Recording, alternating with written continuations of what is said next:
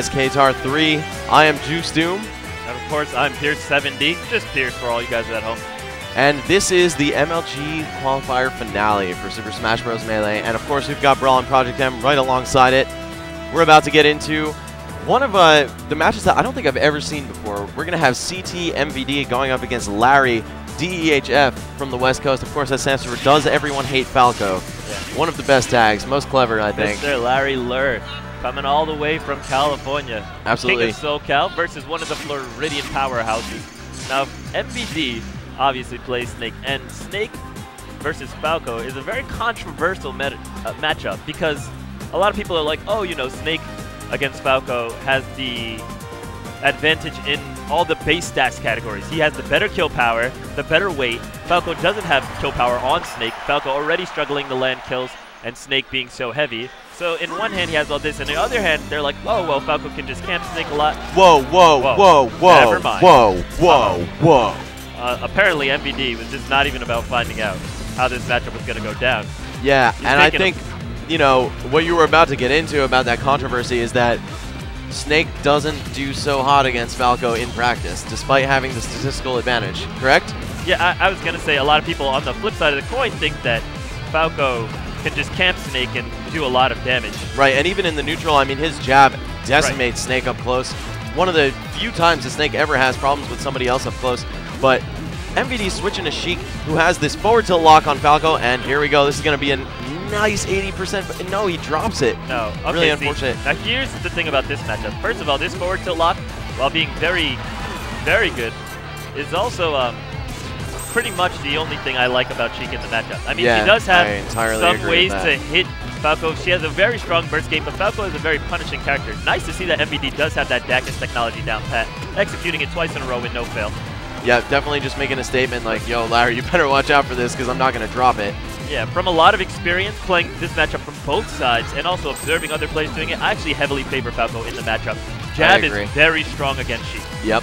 Jab, back air, and of course the chain grab that Falco has on Sheik is just as devastating as her lock on him. Exactly. Now, of course, you can get the F-tilt lock into a kill, but it requires, you know, one, Falco putting himself in a questionable situation, him not jabbing you, which he should pretty much always be executing at close range when you're in range to land an F-tilt.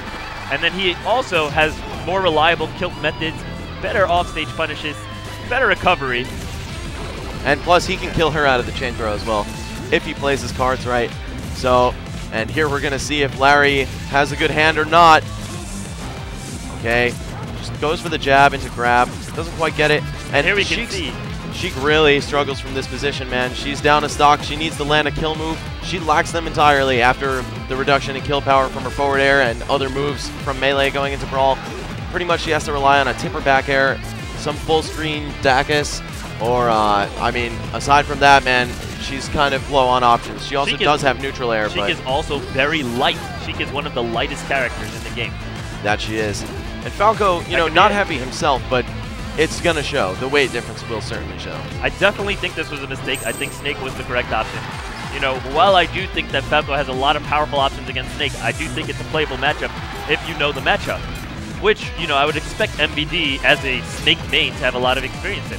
Conversely, using a secondary that is rarely seen from the player against somebody of Larry's caliber, not something I was expecting at all. And I actually know for a fact that MVD struggles greatly against Falco. He's historically struggled against him. I've spoken to him about it. He definitely does not like the matchup. And, I mean, this is what he's trying to do as a panacea, but it's not working. Needs a new prescription. Yeah. I think the doctor's about to order some solid Snake. Oh, and almost Larry's getting that. Dominating here. Yeah, I mean, he's so ahead at this point, he can afford to go for hard reads like that. It would definitely be worth it, and gets the charge. Very low percent 2-stock. Crushes MVD. That Sheik was not a good idea. Definitely not. I mean, as good as MVD may be as a player, his lack of experience in the matchup compared to just sticking with his main, his lack of familiarity with the character, you know, you could kind of tell he was freezing up a little bit. His execution was good. He had the Dacus on point, but it's going to be nothing compared to the Snake, I'm sure. I actually think that was a little bit of a mistake. I think if he was feeling uncomfortable in the matchup, the correct option would have been to start out with Snake and then counter-pick the Sheik. I agree with that as well. Because Stick to your guns. starting out with a secondary against a character like this that you don't practice, that you're not very prominent with, and not even giving your Snake a try against Larry, I think that's a little bit disrespectful to yourself. Yeah, and now Larry's already on game point. Exactly. Larry's got a game advantage. You know, if you think about it this way, you have to view this set as this. If you start out with Sheik, you're saying, okay, I'm hoping that I can 2-0, like, I'm hoping that I win the game 1, because if you lose the game, oh, nice footstool there out of that pressure. Yeah, If you right. lose the game, you're in such a terrible situation. If you win the game, then it's a lot better off for you. Conversely, if you lose with Snake, oh, the grenade okay, the down smash instantly blew up because the stage transformed and then it dropped. That is really unfortunate to see. Normally, it doesn't even become active that quickly. Does that make it activate quicker? Correct, but it activates it immediately when it drops from the stage. Wow, that is crazy. It's not set off by character models or hitboxes, but I believe it is set off from a drop instantly. Oh, and MVD getting that ricochet KO. Now, of course, MVD does at least have the counter pick advantage here.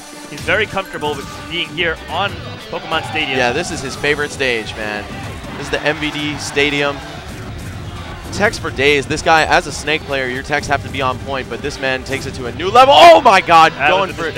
I think he definitely wanted forward air or back air there. Now, the thing is, he still actually has a lead. Let's see if he lets that mistake get into his head. Now, one of Snake's greatest assets in this matchup is his ability to crouch underneath lasers. That definitely is going to prove immensely useful in the neutral game for MVD.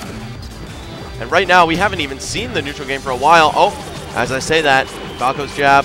Oh, what do you do against that? I mean, of course, you have to DI backward and forward tilt or up tilt, but... No, forward tilt won't beat it because the first hit of F tilt actually will plank with Falco's jab. Oh, okay, so up tilt is the move for sure then. Yes. And Larry getting back on stage. This game virtually tied, but Snake way further from dying than Falco is. You don't want to clank with Falco's jab because it gives him the ability to jab again. You don't have a frame to answer. Right. You can only block, and you do not want to do that either. All right, yep, that grenade behind him. Nice. A jab here would have been correct from Snake. He's just going in for a lot of F-tilt pressure, but jab enables him to cancel it into a mix-up of more F-tilt pressure, of more jab mix cancel pressure, and of course into a grab. And of course it also beats spot dodge. So in those types of situations where your opponent has their back to a wall and is liable to block, you don't really want to go in with that forward tilt. Jab is a much more comfortable option. Very good presence of mind by Larry there to know that he's going to go for that neutral air as he's pratfalling on a very narrow platform and answer back with a wake-up attack. MVD just whipping out the whole box of tricks right there. Throwing the Nikita way high up in the sky, hoping Larry wouldn't catch it. And wow, that was awesome. Just the run-up up smash. He knew he was going to retreat a little bit and not block.